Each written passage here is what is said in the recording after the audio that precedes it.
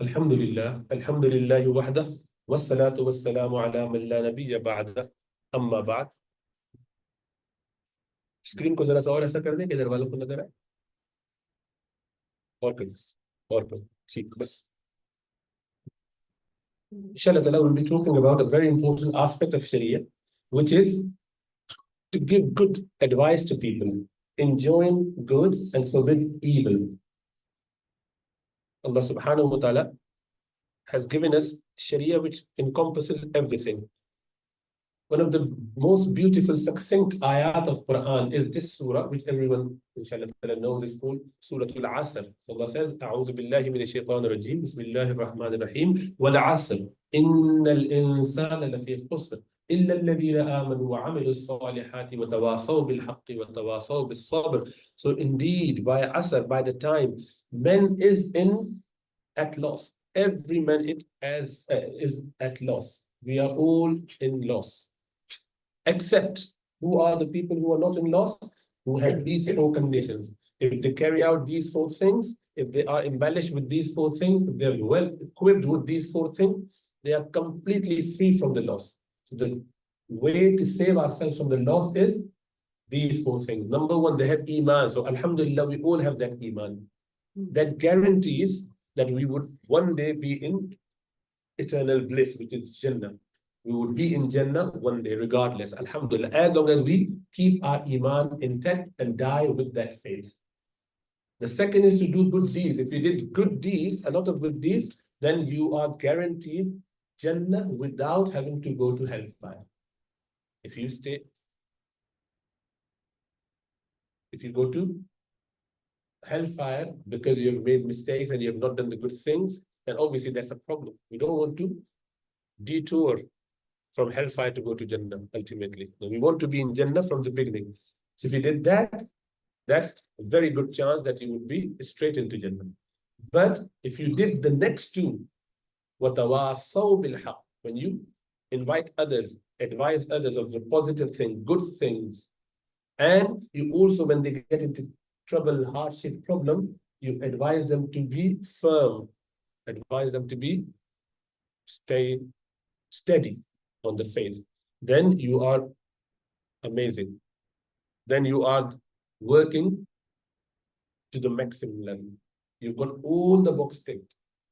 You are going to get to the highest level in Jannah. You will be placed next to Anbiya, prophets, and the pious people, Sahaba. So there's nothing better than that. So whoever has as much of that. So the first, obviously, without that, you cannot do other things. It has to go in that order. Good deeds meaning not doing bad deeds as well, because to not do the bad thing means this is a good deed. So all four must be carried out to be next to the prophets. And then Allah says about وَمَنْ أَحْسَنُ قَوْلًا مِّمَّنْ دَعَا إِلَى اللَّهِ وَعَمِلَ صَالِحًا وَقَالَ إِنَّنِي مِنَ الْمُسْلِمِينَ. And who could be better in his speech than the one who calls towards Allah subhanahu wa ta'ala and does good action, and then he says, I am Muslim, I am the one who submits to the command of Allah subhanahu wa ta'ala. So calling people towards good. Then Allah subhanahu wa ta'ala also says, وَلْتَكُمْ مِنْكُمْ أُمَّةٌ يَدْعُونَ إِلَى الْخَيْرِ يَأْمُرُونَ بِالْمَعْرُوفِ وَيَنْهَوْنَ عَنِ الْمُنْكَرِ وَيُؤْمِنُونَ بِاللَّهِ. In another narration, وَيَنْهَوْنَ عَنِ الْمُنْكَرِ وَأُولَٰئِكَ هُمُ الْمُفْلِحُونَ. In another ayat that was. So let there be a nation, a people who would call towards goodness, and they command good and they forbid evil, and these are the people who are successful. Rasulullah sallallahu alaihi wasallam said, best among you is the one who is most beneficial to the fellow human being. And who is beneficial to others, we need to think about. The one who doesn't harm them, the one who gives them some positive support with advice, with time, with wealth, whatever you can help someone with. That is the best person. So saving someone from pain. Someone is hungry. Someone is in hardship. He's fearful. He's in stress. And perhaps he's lonely. Any such trouble someone is in, you remove that. You benefit him on those accounts. So you are the best person. So think about others' trouble. Look into others and find out someone is in trouble. I should go and help him out. You should be eagerly looking to help others out rather than being oblivious. Oh, it's not my problem, it's his problem. Let him do what he wants to do. If he wants to, commit some wrong thing, let him do. He'll be punished. So what? Let him be in trouble, and it'd be good. I will see how he gets into trouble in school. So I feel that I want him to be in trouble. So then you're not the best person. You would not want anyone to be in trouble. And what about the trouble in this world compared to the world hereafter? Can you see your friend? Can you see even your next door neighbor who you don't even know? Maybe not the best friend, but someone who you know maybe live here and there. Someone who you don't know being thrown in the fire. Would you be happy with that? Would you be okay with that?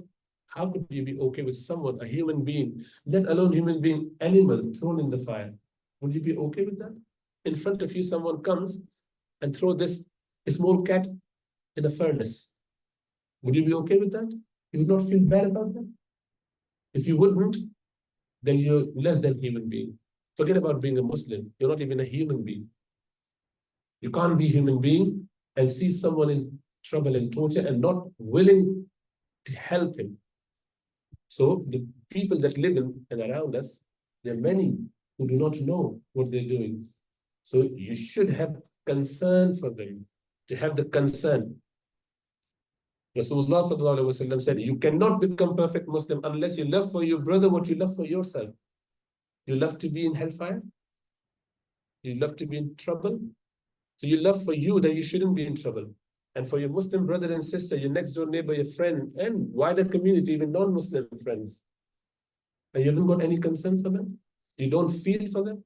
You don't want them to come to the path? You don't want them to be free from the punishment? You do not have any zeal for them? Have you ever made dua for your best friend who is not Muslim?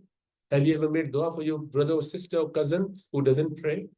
Have you ever done that? If you don't do that, it means that you haven't got concern for that. You haven't got any trouble.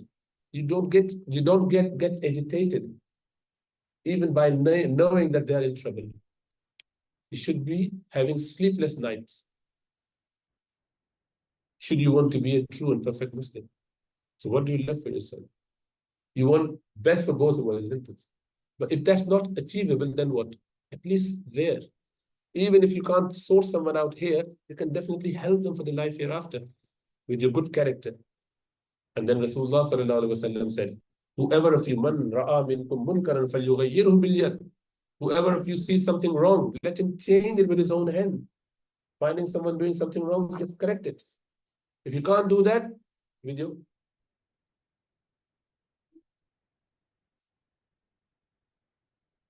And if you can't do that, with your words. If you can't do that, at least in your heart. You should feel bad about that in your heart. If you don't feel bad about it, even in your heart, Rasulullah sallallahu alaihi wasallam said, there's no level that is not Iman. Your Iman is at no level. The lowest level of Iman is when you see something bad being done and you feel in your heart, oh, why this person is doing this wrong. And what you do? I don't bother. I don't care. That's his problem. Let him do whatever he wants to do. This is his choice. Yes, this is his choice. But you should be feeling for him because he's causing himself a big disservice. He's been in trouble. He will be in trouble. And you're okay with that. Isn't that like being human? No. Animal. Many animals do it because they're not bothered. They can't think about others. But for their own family, they do. A mother bird would even fight the snake if they're approaching the nest to save the babies. When she knows that I can't beat this snake, snake is just way stronger and more poisonous. I can't do it. But you would see she would attack and try her best. That much care and concern for others, even animals have it. And we don't have it. We don't have it. We're this selfish creation, thinking about ourselves. Even when there's plenty of food, I just think about myself. I want it. I know that if there was something which is 2 or 3 left, and I know there are 4 or 5 people behind me, I would take all 3 because I don't want anyone else to have it. Because perhaps there's no more coming after it. And I'm not the person starving. Rather, I've already eaten something, and I've got some at home maybe, and I can get some from shop. My father can help me with that. Yet, I'm so selfish that I can't think about this. So Rasulullah sallallahu alaihi wasallam said, command the right and forbid the wrong, or Allah will put the worst of you in charge of the best of you, and the best will supplicate to Allah, and they will be left unanswered. Don't you see this happening? Everywhere in the Muslim world and in the non-Muslim world, everywhere. The people who are in position are not the best people. There are many, many good people in this country, in Western world, in Eastern world, every part of the world. There are many people who are more qualified and more sensible and more concerned and more selfless to the humanity, Muslim and non-Muslim alike. And yet they are not in position. The best people are not being given the position. Rather, the worst ones are. Why? Because they stopped giving the da'wah to others. They stopped inviting people to Islam. They stopped forbidding the evil. Everyone is okay with whatever goes. It's their problem. So, Hudayfa radiallahu anhu, he narrated this Rasulullah sallallahu alaihi wasallam, he said, by the one in whose hand is my soul, you must certainly command the good and forbid evil, or else, if you don't, a punishment from Allah subhanahu wa ta'ala would soon be sent to you. After which you would call upon him and you supplicate, Ya Allah, help us. Allah will not help us because you've not done when you were supposed to do it.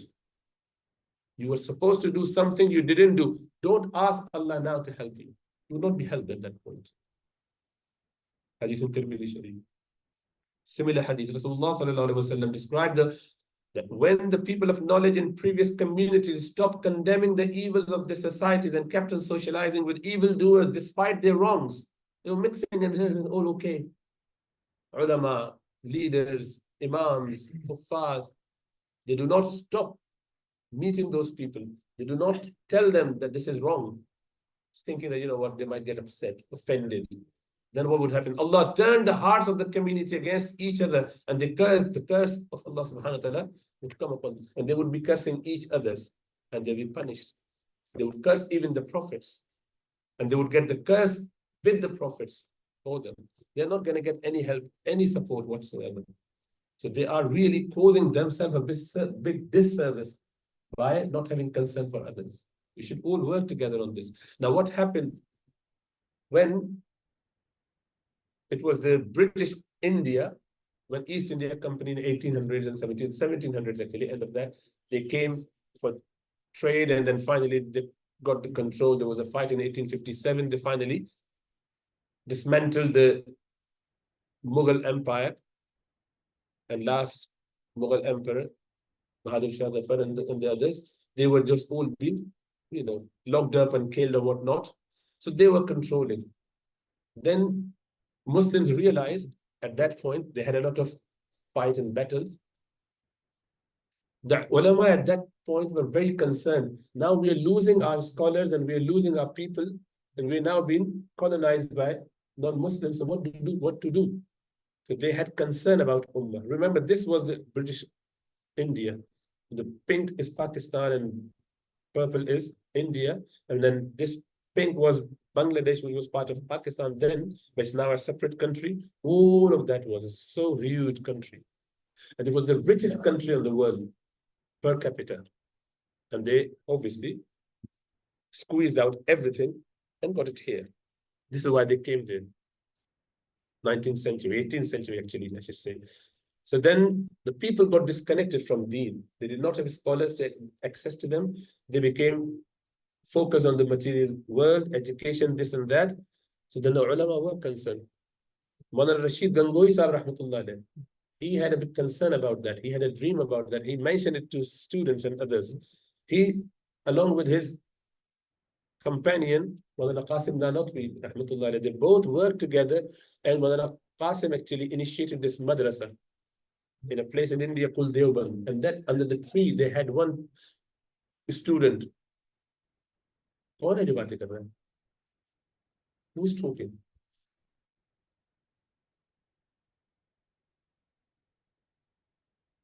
So Maulana Ilyas Khan Nabi rahmatullah alayhi was the student of Maulana Rashid Gangohi Sahib rahmatullah alayhi. Amazing student. He was born in 1885 and he passed away in 1944, only 59 years of his age. He had that much time in his life. But he was so pious and amazing man that he had concern for Ummah. And he initiated several different projects, thinking that somehow I would get people back to connection with the deen, in masajid, in makatib. So initially had some madrasa system, it didn't work. So he made this work. He had amazing idea whereby he got himself relocated to this place called Nizamuddin. There's a Nizamuddin Awliya is a great saint, that personality who is buried, with a shrine there in Delhi. So that's where it's called Nizamuddin, the place. That's where he is. So the Sheikh, Maulana Ilyas Kandhlawi, remember that name? He's the biggest person to invite people to Islam, well, mainly to non-Muslims or Muslims to the practice. Those Muslims who abandoned their faith in such a way that they were just Muslim by name, but not in practice. He got them back to this practice, alhamdulillah. So his concern was for those people, how they should come back to the practice and leave the dunya as a secondary thing, work for that as well, but mainly they should focus on their akhirah.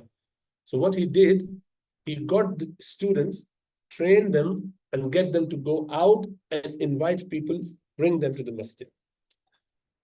Since no one is coming to the maktab or masjid, a few people coming only, you go out to them, have a gashti madrasa.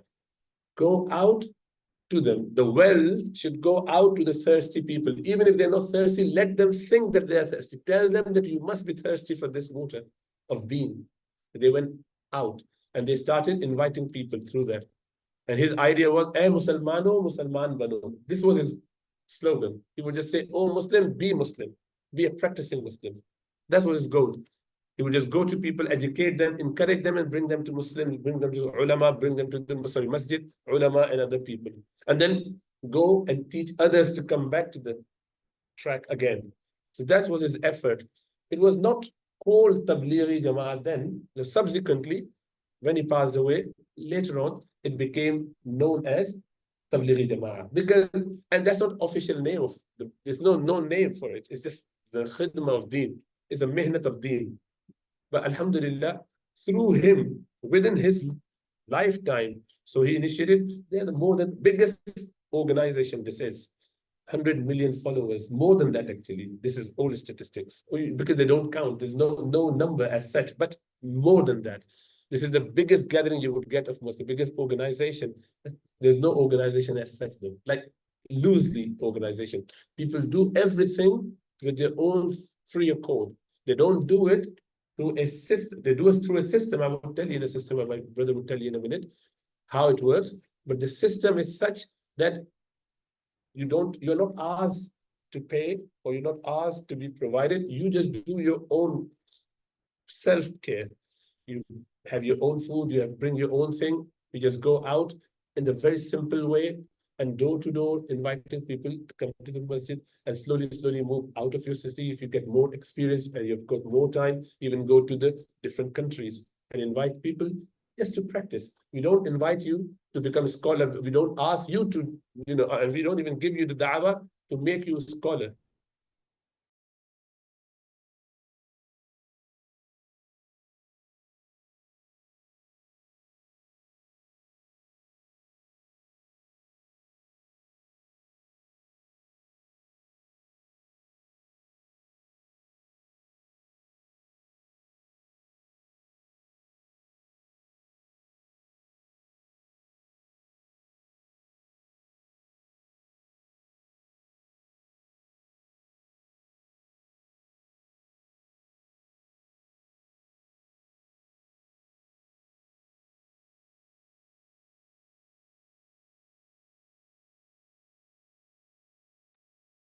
From solar calendar, from lunar calendar, it's already 100 years gone last year.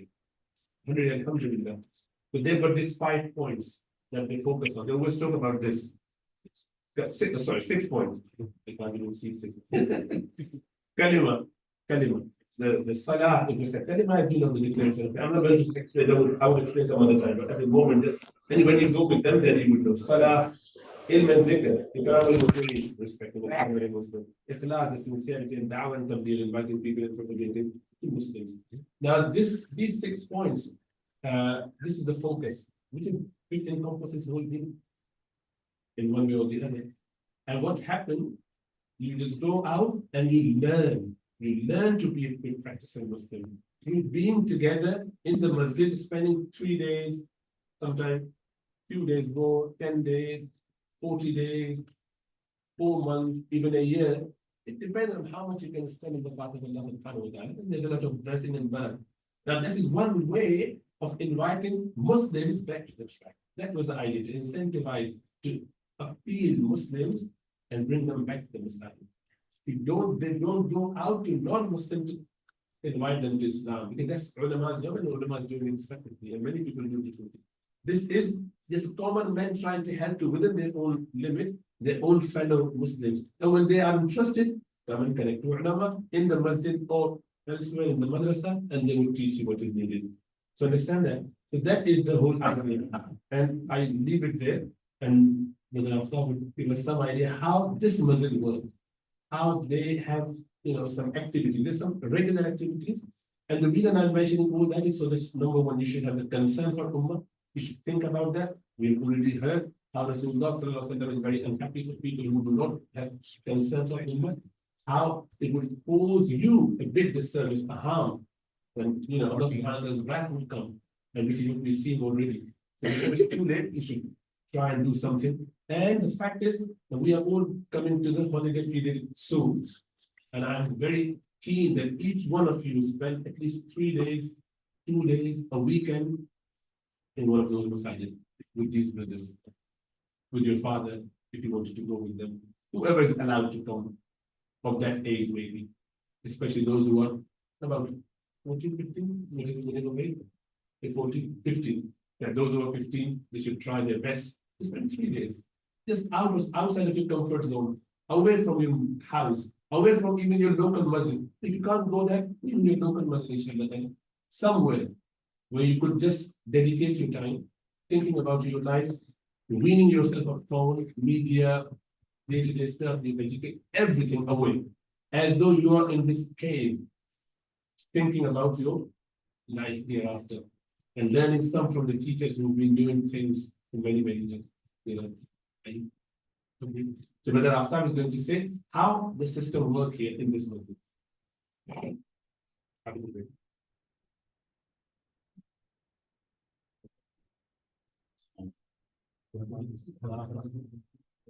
Alhamdulillah, just very briefly. So, said, the enjoining of good and forbidding evil. But why do we do this? I just want to touch on this just very briefly. So actually, we believe, all of us, that our beloved Prophet is the last of all prophets. Now, previously, Allah subhanahu wa ta'ala, when the nations, when they would go astray, what would Allah subhanahu wa ta'ala do? He would send another prophet. And another prophet would come, and he will call the people back towards the right side, believing in the oneness of Allah, and believing in the Prophet of that time. Now, when our beloved Prophet, the last of all prophets, what did he do? So he himself, he gave dawah. He enjoined people towards good, forbid evil. So we probably all know about the story of Taif, where he goes to the chieftains of Taif to give them dawah, to call them to the oneness of Allah. And then instead of them accepting his message, they ridicule him, they mock him, they jeer at him. And then the Prophet he doesn't give. What he does is that he goes to the common people of Taif, and he says to them, he calls them to the oneness of Allah. And the common people now, again, the Arabs were very hospitable. But the common people, again, instead of holding in the Arab hospitality, what did they start to do? Our beloved Prophet, they started to stone him. They beat him. They mocked him. They say that the scholars, they tell us that they stoned him so much that his sandals were clogged to his feet with blood. Why? To get this message, that this message of Islam to the common people. So our beloved Prophet showed us that this act of dawah, this is a responsibility. And then when the Sahaba, when they became Muslim, And they asked him, what should we do? In the Makkah period, before all of the commands had come down, then he said to them that my work is your work. And this is why, this is why we read about how Hazrat Abu Bakr, how he gave dawah, and how all of the Sahaba gave dawah as well. So they understood that this forbidding evil, enjoining towards good and forbidding the evil, this is a responsibility. So the Sahaba, they understood, they took this on. The Sahaba would have to understand that they were the best of all people, the best of all students. Yes, I'm just going to say one small story about the Sahaba, Abu Ayyub Ansari radhiyallahu. Who was Abu Ayyub Ansari radhiyallahu? Very briefly, when the Prophet when he came to Medina, and before he had come, the Sahabas had been making effort, and there were many Muslims already in Medina. And so when the Prophet came to Medina, they all wanted to host him, the Muslims that were there. And the Prophet he said that wherever my camel stops, this is where I will take refuge. This is where I will stay. And the camel, it stopped at the house of Abu Ayyub Ansari. So imagine Abu Ayyub Ansari is the host. He is the mezban. And the Prophet is the guest. He is the guest. He's the mehman. Imagine if the Prophet came to our house, how we would feel. He is the mehman. Abu Ayyub Ansari. Now, when Abu Ayyub Ansari was in his old age, the scholars, they tell us in his 90s, then there was a Jama'at expedition being formed to go to Constantinople, which is Istanbul today. Now, Abu Ayyub Ansari, a Sahaba, hosting the Prophet, he's gone through all of the hardship in his life for Islam. Even at that age, he says, I am ready. I am ready to go out in the path of Allah and to give dawah, and to join towards good and forbid evil. And he tells his companions that if I die on the way, then you have to take my dead body with you. And they said to him, why should we take your dead body? And he says to them, so that when I stand before Allah, I can say that when I was alive, I strove in your path, and when I was dead, my dead body strove. And today, if you go to Istanbul, you will find a complete area. They have named it after Abu Ayyub Ansari. It's called Sultan Ayyub. And they have the grave of Ayyub Ansari. And all of the graves of the Sahaba, they bear witness that actually they understood this was their responsibility. The Hazrat Bilal in Damascus, in Syria. And all of the Sahaba, even the female Sahaba, one of the female Sahaba in Cyprus, in Larnaca, near the airport. So they understood that this was their responsibility. So now there's no more Sahabas, there's no more prophets, there's no more Sahaba. The Tabi'een, they understood this was their responsibility. Even the teenagers, they used to go out. Tariq bin Ziyad, I think it was, teenager went to Spain, and he said to his people, we're going to burn the boats here. Because either Islam will spread here, or we will die. And for over 100 of years, the Islam was ruled in Spain as well. So no more Tabi'een, no more Tabi'een. So today, this is my responsibility, and this is your responsibility. And then how do we do this responsibility? Just as Maulana Sahib said, we form these Jama'at, these group, and we go out in the path of Allah subhanahu wa ta'ala. So we go out with our own time, our own health, and our own wealth. We go for different periods of time, like 3 days, 10 days, 40 days, and depending upon the experience that a person has, he can go further as well. For 3 days normally, we go from this masjid, we go once every month. From some of the other masajid, so Balfour Road, they go every week, and Hampton Road, they go more often as well, for 3 days. And then if the brothers are familiar with this effort, then they can go for 10 days. So 10 days in the last holidays, there was from Balfour Road, there was a 10-day Jamaat, and they went to Italy. And then if they spend 3 days, 10 days regularly, then they can go for 40 days as well. And 40 days, you do 40 days in this country locally first, and then once you're experienced, then you go to other countries as well. So from Balfour Road, there was a Jamaat that went to South Africa recently. Many Jamaats recently have been going to Eastern Europe. So Eastern Europe a lot of that was actually Muslim. But then during the time of communism, the countries that are now like Kosovo and Albania, they used to be under communist rule, Yugoslavia. So the Jamaats, they go there and they find that there are masajids there, but a lot of them are closed. So they go there and they try to get the brothers figure money so that they open the masajids again and they make the effort from the investment.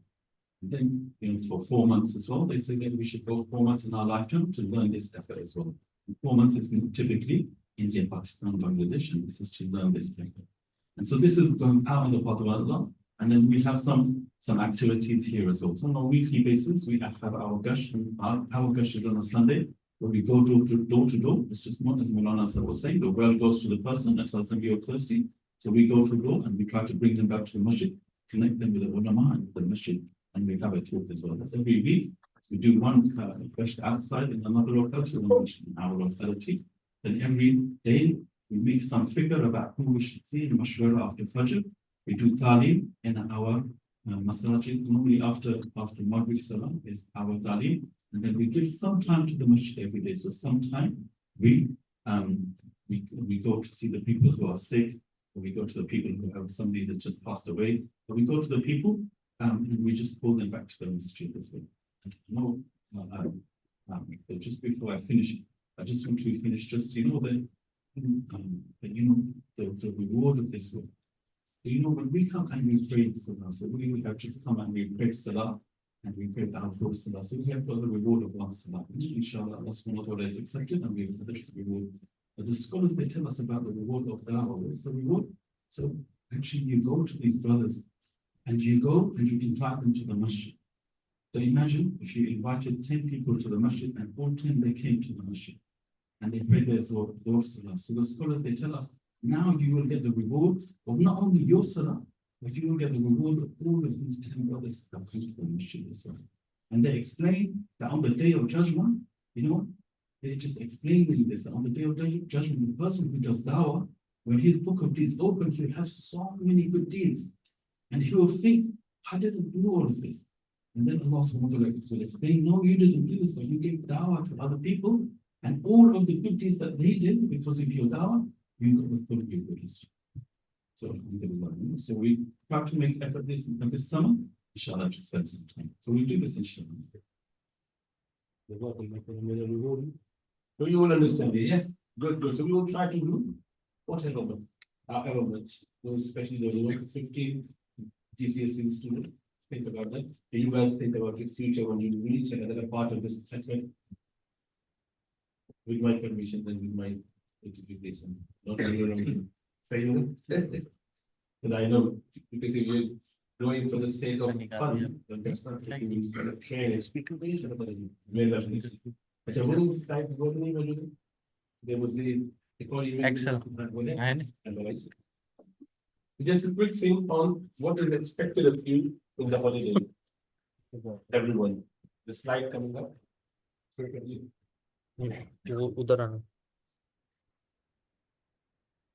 Whatever you normally do, exactly the same, except that if you have that on Excel sheet, you can remember it. Otherwise, in holiday, it is very common that people forget and get sidetracked, playing games, spending time with family, and forgetting about their life. And that's bad because you have to be accountable for everything. Remember last week we discussed about the value of time, how it is important that we should not waste even a second of our time. Obviously, as a human being, we all have some fun here and there. That's not a problem. So just have a quick look at this Excel sheet, which you would all get. So put that on your computer under your name, save it, and fill that in. So if I just go through that quickly, so you would know what each of these mean. They're very self-explanatory, really. Do we first column with your name at the end? What is chota? Make it. I'll make it with everyone.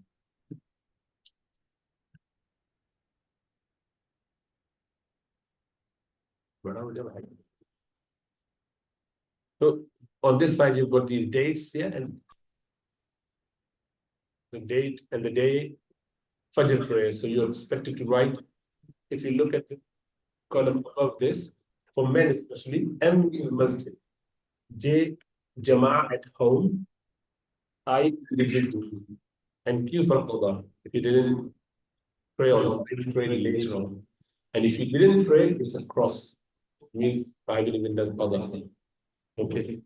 And that's a bad thing to be in. That's out of 5, it would be like in a score minus.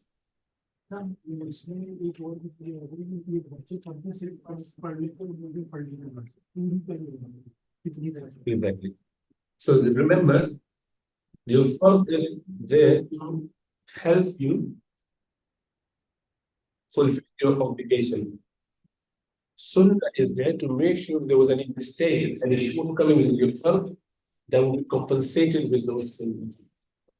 If you don't do your sunnah regularly, you can not expect Rasulullah sallallahu alaihi wasallam to do intercession on your behalf.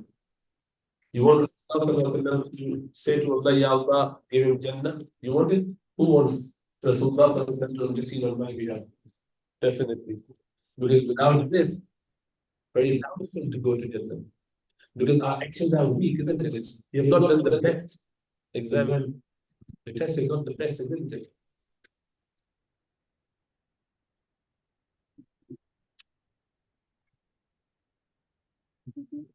So make sure you do not miss out on Sunnah Mu'akkada and you do not miss out even on Nafil.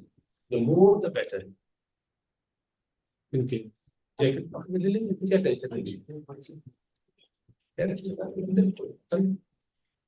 You know, last week you said that you don't need to do nothing without something like obligated because of the time. So that's a good point. If you're in school and you don't have time for that, that's okay. But holiday should have plenty of time. Yeah. There's no point wasting the time coming out and standing outside talking to people. Just stay in the house of Allah subhanahu wa ta'ala. Dad is doing his sunnah.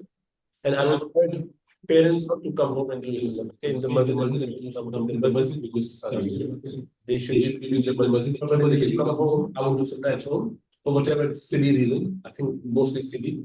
I don't think they have got any sensible reason. I don't trust you for that. So no, you're not allowed. Parents, fathers are not allowed to come home for the sunnah. You must do the masjid, pre-sunnah, post-sunnah, both. So that your son is with you in the masjid and they have no choice but to do sunnah while you are with him. And come with your sons. Don't send them to the masjid and I will come later on. Even if they're very boys. Come with them. They're standing next to you and let them do something. Someone married them. Or if they've done your sunnah already, then come and do your Tahiyatul Masjid and let them do their sunnah. Ensure that they do it. And then next column, if you look at ideally after Fajr, you'll be doing your after every prayer, you should be doing this minimum azkar, which is Ayatul Kursi, Qul huwallahu Qul a'udhu birabbil falaq, and Qul a'udhu birabbil nas, and tasbih subhanallah. And one dua that Rasulullah sallallahu alaihi wasallam said, never miss. What was that dua? Allahumma a'inni ala dhikrika wa shukrika wa husni ibadatik. I know you will know it, but no one does it. So you have to do it as well and take box. Okay, so remember, I will give these number as well. So you will just say, I've done 1, 2, and 4, or 3, no, all of them. You can only take it, then take the full, and whoever does has got the most point for each of those, by the way. Separate points. I will show you this, or I will send you this scheme. And that would help you, and that would help us to mark you. नहीं रखोगे मुंह पे हाथ पूरी दुनिया को खा जाओ इतना बड़ा सा मुंह पे अबे मुंह पे हाथ रख भाई जवान 15 दफा बैठे हुए जमाई ले रहे हैं मुंह पे हाथ अब जिसका वो ऐसे होगा जैसे पंच है ठीक है then you will remember forever. Then after Fajr, ideally you should do your sleep. Okay, if you can't do it after Fajr, come and sleep and then wake up and then do Yasin. In the beginning, the better. The young boys, those who are very, very young, they don't know how to do it, just 1 or 2 ayats. Say with them. That is saying Yasin will follow the 6, 3, 4 ayat, and then that's the Yasin ones. But the older boys, above 7, 8, 9, and 10, they should do all of it, ideally. If not, the 2 pages, 1 page, whatever much. Let's say I've done 20 ayat, Yasin, 20 ayat, 15 ayat, 10 ayat, however much you've done. And through your age, you'll be marked Ishraq prayer, which is when you wake up again, or if you could stay after Fajr for a bit longer, that's difficult in summer. But whenever you wake up, go to toilet, do your wudu, do 2 rakats. If you can do 4 rakats, even better. Not every day, as possible. But these are all brownie points. You'll get extra points for all of those. Remember, you'll get a special prize for the one who gets the most points. Okay. And then There is a morning askar. Take any morning askar, which are printed in your book, available as PDF, and I will attach some, inshallah, you can use whichever one.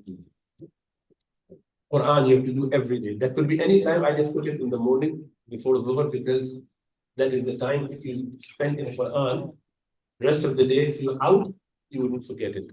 If you didn't do in the morning, you made I will do after Asr, after I've come back from football, or after I've come back from uncle's house, or after I've come back from the shopping. You know what? You'll be exhausted, tired, and you forget about that. So do it before you go. So mom said, oh, we are leaving at 10 o'clock. Oh, give me 15, 20 minutes, let me do my Quran before I go. Get everything sorted out before you leave the house. Otherwise, you may come very late.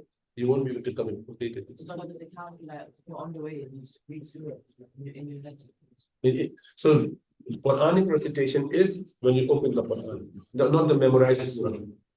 Quran, you have to open your Quran, and the expectation is those who are not hafiz, they would have done one juz every day, which is minimum 1.5 Quran, 6 weeks, 45 juz. Okay, for not hafiz. Those who are hafiz, they must recite the hifz bit separate to their normal recitation. So their recitation would be, so if you do 2 juz, those 2 juz can divide into maybe 5 days of, quoted every day, but the recitation of Quran would not be counted with that hifz, separate to that. Okay. However many, the juz is 1 juz a day, half a juz over 10. And then you've got mu'affadat, which is normally done before you come out to do any special thing, seeking Allah's protection. This will take about 2 to 3 minutes every day. Saturday, 7 or 8, 10, 15 is small du'as, which Hazrat du'as compiled. It's called mu'abbadat, this protection and safety from all the troubles. So every day, you just read, it takes less than 3 minutes really. And that will save you from all the trouble of the day. Next day, from Monday, Tuesday, this is day-wise divided. And then your azkar, you don't have to do it. This is according to how I suggest that you have to do, but you can do anytime. You can make it after Dhuhr. If you, on that day, going after Dhuhr somewhere, do it before then, or even while you're in the car, do it. When you're in your cousin's house after Dhuhr, stay in the masjid and do your 100 third kalima, 100 astaghfirullah, 300 sallallahu alaihi wasallam. You don't have to do it all in one go, you can do separately. You can, however, keep your tasbih with you, or spend some time in Shagadah. Likewise, with Dhuhr, expected to do 12 rakat, as I said, how much have you done after that? Azkar similarly, and then Asr, 8 rakat, Azkar after that, then do evening Azkar, Maghrib 7, and again do Azkar after that, Awwabin. If you do 7 as Maghrib, you could only need to do 2 more to make it Awwabin. That's the Awwabin 6. Isha, 17 rakat, then you tasbihah. Then before going to bed, after Isha or after Maghrib, do your Surah Mulk, Surah Al-Ikhlas, Sajda, ideally Surah Waqia as well.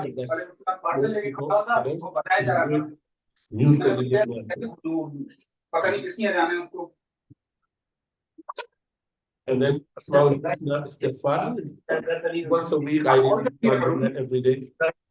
So these are additional things. If you don't do it, fine, but do the bare minimum. Remember that the more you do, the more you get. These are extra points for each of those. And then Azkar before going to bed, and Tahajjud if you could wake up, Surah Kahf on Friday, Surah Dukhan on Thursday night, and Sheikh said, one lecture a week, any that you choose, from YouTube, from his website, whatever. So an hour worth of listening to the lecture, either with the family or on your own.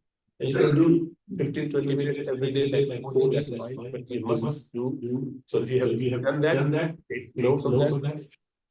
Madrasa work, ideally 10 minutes every day. It's one page, half a page, revise something, discuss some questions, or do all together on the weekend, and that's 5 days fun. Just do 1 hour, 70 minutes. Schoolwork, if you have some schoolwork, definitely do something. However much you time is spent on, just write down.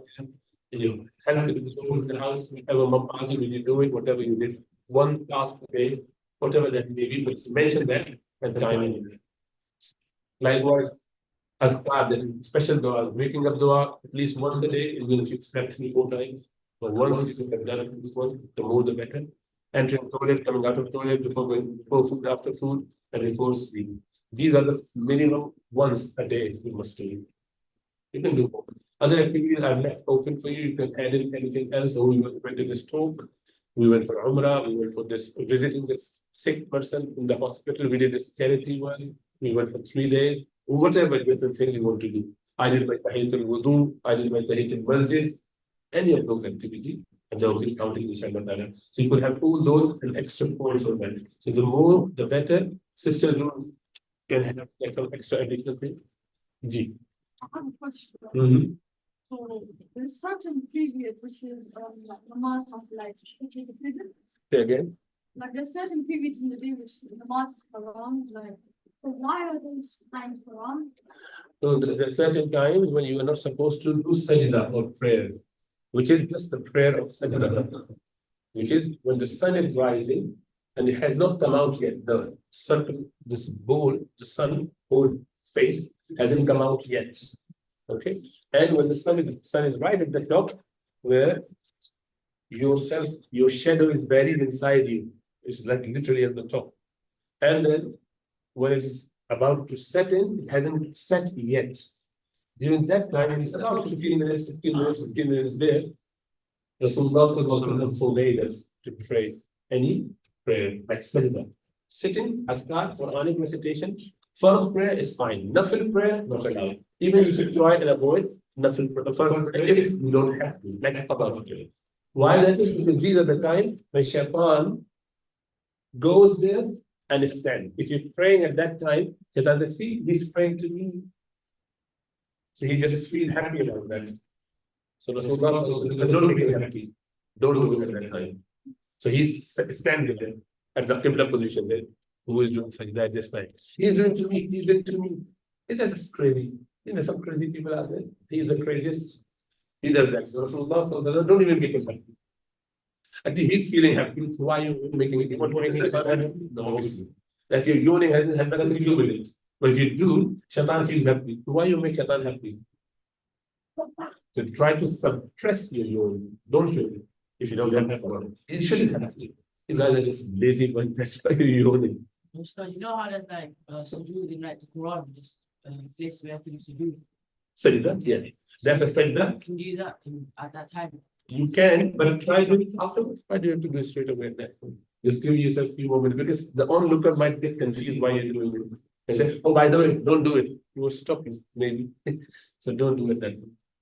What is it? What does it include for over there? What is it? Next is sorry, yes. This is to Oh, Ishraq. Ishraq. Ishraq is the prayer which is done when the sun has risen completely out. That you were barred to do sajda before that. As soon as sun is out, now nothing do, it's just sajda. Means 2 rakat or 4 rakat. There's a lot of reward for that, a lot of blessing for that. Rasulullah sallallahu alaihi wasallam said, whoever prays Fajr prayer and he sat in the same spot until the sun has come out, and then once sun is completely out, he prayed 2 rakat. He would get the reward of Hajj. It's amazing reward. The whole Hajj that he's done. So this is difficult. Then let it perfect. On WhatsApp group. Yeah, you will get. So that's a good point. I was initially thinking of creating the thingy on the group, like at our website. But I think that, I don't know, Billah, what do you think? What is it here? We do that, but it depends on How would we do it, isn't it? No, you will have it on your own. You just email it back to us. We'll create an account to email it back to you. So yeah, एक email account बना लीजिए, उसमें रोहित के बारे में भेजिए, ताकि हमें वो mark करना आसान हो. Because then we can just collate it together. है ना?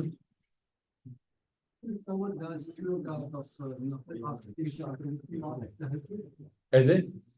Yes. So if you did with the intention of even before with the 2 rakat, before going to bed 2 rakat, if you sleep, because it's difficult to wake up for tahajjud. So you can, and ideally you should do 2 rakat before going to sleep.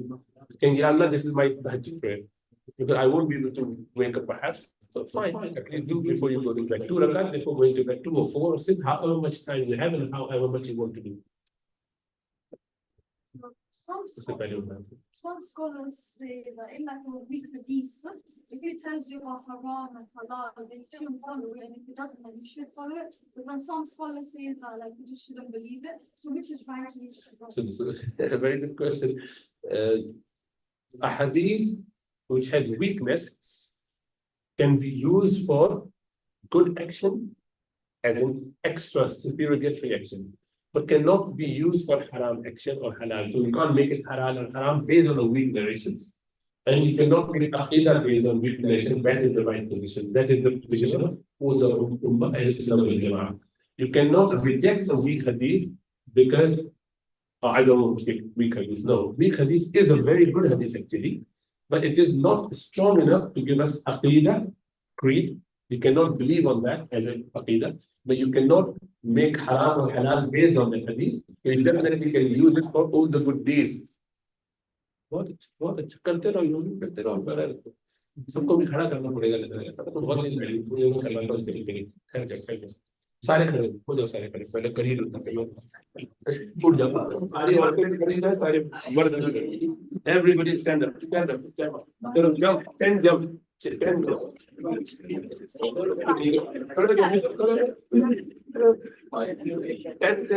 पूरे test हो गए अब यौन करो बैठ जा बैठ बहुत ही नींद आ रही है अब तो नहीं आएगी ना नींद चलो ठीक अच्छा finally there is a better one last thing next week last week या आज last week Next week. this week next week Garden of Peace. हाँ next week garden of peace जाएंगे इंशाल्लाह ताला वो तो छोटे वाले जो ग्रुप है बताएंगे अच्छा तो one important thing the religion has come to us in which language Arabic. So Arabic obviously is an extremely important language which would remain special because this is the language of Jannah as well. This is the language of Rasulullah sallallahu alaihi wasallam, and that is why we love Rasulullah sallallahu alaihi wasallam, and we love Arab people that because they speak Arabic language and Rasulullah sallallahu alaihi wasallam belong to them. So based on this, we love Arabic language, and Rasulullah sallallahu alaihi wasallam said, "Love Arabic language because this is the people of Jannah's language. This is my language. This is my people's language. Love them as well for me." So we love Arabs for that reason. So Arabic is Arabic. Obviously, there's no way better than that. Next. Then what happened? Islam continued and spread wide, far and wide, in so many continents. But they were Persian language, we call it Farsi, Persian language, that became the official language. Why? Because the Seljuks, when they took over from Banu Umayyad and Banu Abbas mainly, Abbasids, their language was Persian. And then Ottomans, when they took over, their language, official language is still Persian, official language, because they were still connected to. So the Persian carried on for good few hundred years. And then when this issue of Shia and Sunni became so prevalent and they lost their credibility with regards to how they're interpreting things, and they had obviously a lot of animosity against Sahaba. But then an Urdu language just came up, especially in Southeast Asia and India, which is the biggest continent. And most people, most Muslims of the world, even today, live in these three countries, India, Pakistan, and Bangladesh. This is the majority of Ummah living there, even now. So they had this language of Urdu, which was a mixture of Arabic, Persian, Turkish, Sanskrit, which is Indian language, and Hindi together. It's a mixture of all of them, a few different words as well. So that language became the language of Muslim scholars in India. So they translated everything from Persian into Urdu. And they were very quick and they managed it very well. So over the next 100 years, we have everything translated into Urdu language. So there's a lot of work done in Urdu language. That is why in every madrasa of the world, in India, Pakistan, and Bangladesh, even here, if the scholars are from these parts of the world, this is not for Arab, they have a teaching in Urdu. They have to learn Urdu. You can't be a scholar and not know Urdu. You have to be able to read, write, and understand it. Might not need to be very fluent with Urdu because you don't have to speak in Urdu. You can speak in English, that's not a problem. Now, the modern languages, what is the modern language? English. Better. Modern language, better. Modern languages, Arabic, or English. So everything needs to be translated into English. But how could you translate stuff from Urdu into English if you don't know Urdu? So the problem is now the things have evolved so quickly that only 5% of Urdu language is being translated into English, and we've already lost the generation, and you don't know. None of you can be trusted to read Urdu and translate it into English. You're best in English, you could be the best person to speak and write in English. We can't read Urdu. Even if you could, a little bit weak, simple, basic Urdu, which means all the 300 years, 200, 250 years worth of khazana, the treasure of knowledge that imparted, that evolved from Arabic to Persian to Urdu, will be lost. And this is the biggest threat to Muslim, one of the biggest threats to Muslim, because now, even if you want to come to Islam and want to practice Islam, how would you practice? Where would you get the books? You can't go to Persian because you don't know Persian. You can't go to Urdu, you don't know how to read in Urdu. You may try your best to learn Arabic, which you have to learn anyway, but that Arabic would have stopped there, and the next 500 years worth of data is not accessible to you. You have to jump from there, fast forward 500 years down. The evolution is all in between. If I say that I want to be a doctor and I will practice medicine based on what Jabir bin Hayyan mentioned 600 years back, you think I can be a good doctor? Obviously not. I've missed a lot. So Urdu being, not because Urdu is a language of certain people, it's not about that. It is not about, oh, why not Punjabi, why not Bengali? No, none of them, because they're not the language, they're not being taken as the language of teaching of Islam by scholars. Why? That's their problem. That is why even today in Bangladesh, you would find the teachers, the madrasa, teaching you in Arabic. Even in the UK, in South Africa, all the madrasas run by Indian, Pakistanis or Bengali, they teach you the traditional madrasa. Why that is? Why that is? Because the knowledge is there in that language. Like medicine, if you wanted to learn medicine, even now you have to still learn bit of Latin, bit of Greek, because those are the terms we use. If you don't know those terms, then we don't learn that language as doctor, but we have to learn those terms in their language. Latin, French, German, whichever language is mostly Latin. You can't say, no. This is the fact. So if you miss out on Urdu, you will have a clue about this, and your next generation will have zero clue. And you will bypass that, all of that knowledge will be gone. So you would not have scholars to teach you. You would not have books that you can access, or the books are sitting there, but like a donkey having a book load on their back. What can you benefit from? So that is why it's extremely important that you do try and learn to read at least Urdu language. If you can't write, not a big deal, but ideally you should try as well. So that when you become, inshallah ta'ala, a scholar of the time, when you become household head, you become father or mother, sister here and brother here, you will be able to read the text and benefit from it. And you can translate it in English. This is your job. This is the lifetime job you can do. Only be translated. Everyone should start translating whatever book they can. Ideally, under the supervision of a scholar, ask him, which book do you want me to? I've learned Urdu. I'm slick, they're very good about that, and I can very easily translate. Learn. That is why I would suggest that if you could take English as your subject, alhamdulillah, but those who have interested in it, take that as a subject, as a language, and master it to the best level, and learn Urdu. You can then translate this into there, and then obviously Arabic as well. But there are many people who would work in Arabic. Arabic will remain for Muslims for a long, long time, inshallah, because we can't leave that. Arabs cannot learn Urdu. For them, it's a difficult thing. So that is why they have got a big gap from their teaching to now. MashaAllah, they're doing a lot of work now. There was a gap, big gap, where they didn't do much. They're doing MashaAllah now, but there is a big gap, hiatus, which is being missed. That gap needs to be filled before it's too late. And it will be late. But we should try our best. We should try our best to help them. So those who know how to read Urdu, they must improve it, they must master it, they must try their best to, for the sake of being. So once, whatever, if you have translated one book in your life, alhamdulillah, into best English.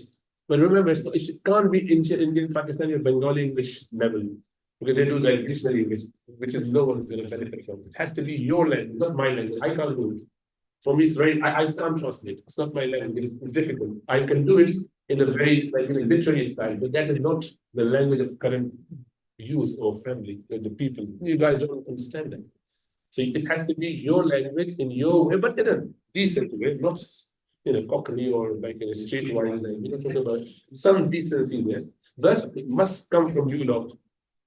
I can help you with Urdu, but I can't, and I can correct your English as well, inshallah, from grammar point of view. But it has to be that you guys work on that. So learn Urdu. So I've been thinking about that, how I did that. One of my very, very good friends, mashallah, is a very good scholar. He agreed to help me with this. He teaches Urdu and Arabic. He's a mufti, a very good scholar. He speaks English. He's a multi-talented man, young man. He's about 30, I think.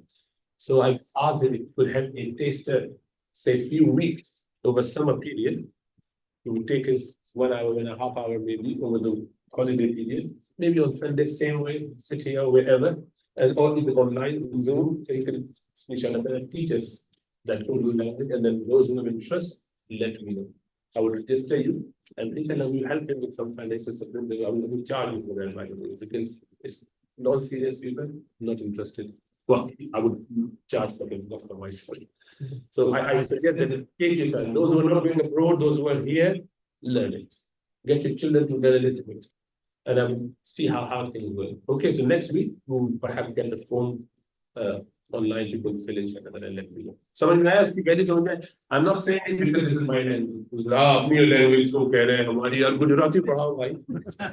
Yeah, Punjabi or Hindi padhao. Kar sakte hain. Will be important, and very important, and I love all those languages, but the problem is Ummah needs Urdu language to be before it's too late. And you would find scholars from Gujarat, from Bangladesh, from India, from Pakistan, from Punjab, all of them write in Urdu. A lot of them. In fact, more than 100 tafsirs in Urdu are available today. And we all waste. Now, may Allah save us all from that. If you do not translate it. So you must take that as it literally is just holding the banner of Islam to make sure that if we die out, if it causes all of this knowledge to die out and lost, you guys will be in big trouble. This is how we get this ISIS idea. Why people become crazy and extremists? Because they look at things 500 years back, 300 years back. It's straight to Arabic. You can't do that. Yes, we have to have many. The problem is very few books written over the last 300-400 years.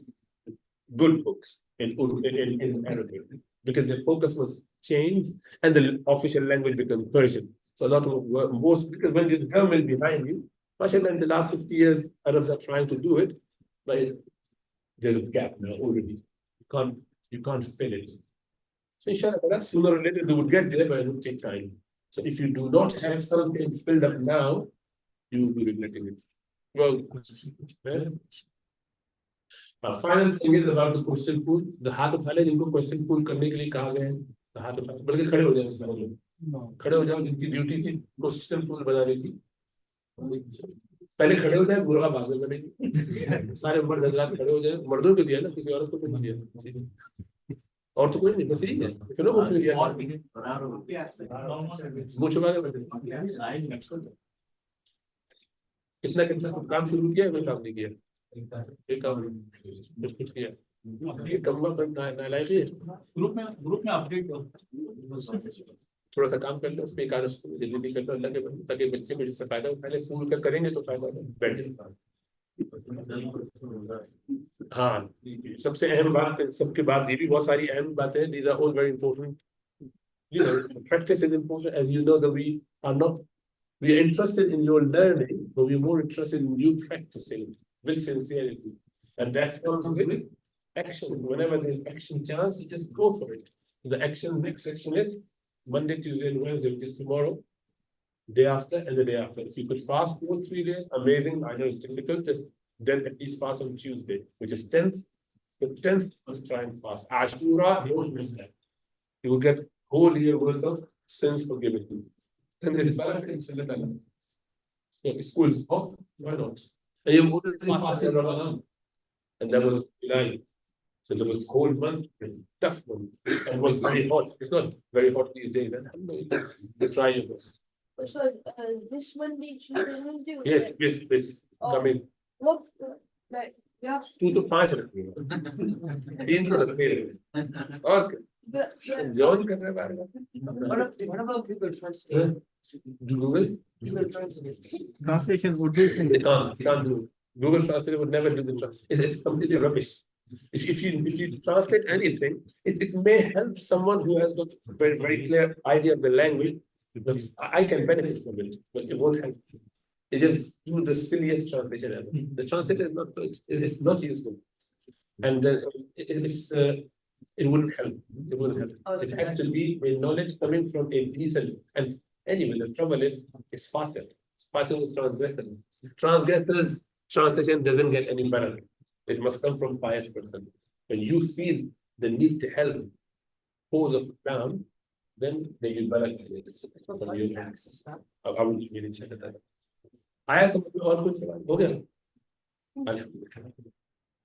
तो छुट्टी का ऐलान होने से पहले शराफत से जैसे कहूँ वैसे एक साथ मत हो गया। ये 2 जैकेटें किसकी हैं? एक दिखा दिए, खड़े हो जाओ, देख लो जैकेट किसकी? और दूसरी पकड़ा गया। चलो ठीक है, चलो इंशाल्लाह ताला सी यू नेक्स्ट वीक। लेकिन मेक दुआ अल्लाह से मानो तो तरफ में करो फरमाए सुभानकल्लाह व बिहम्दिका व अशहदु अन ला इलाहा इल्ला अंता अस्तगफिरुका व अतूबु इलैक। Assalamu alaikum.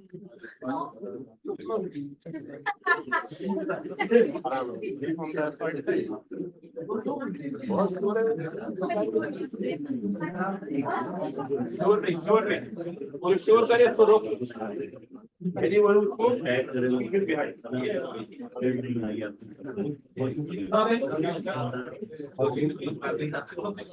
Good yesterday. Basically, the book is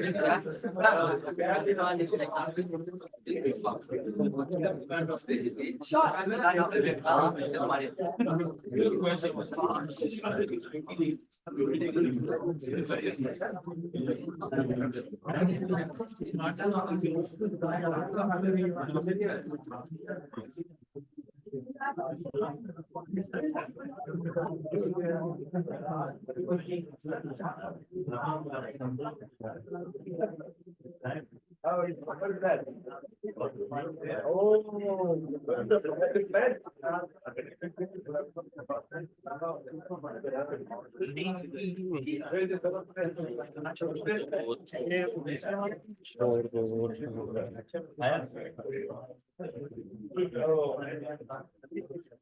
Stop sharing. Party लगी मजा है।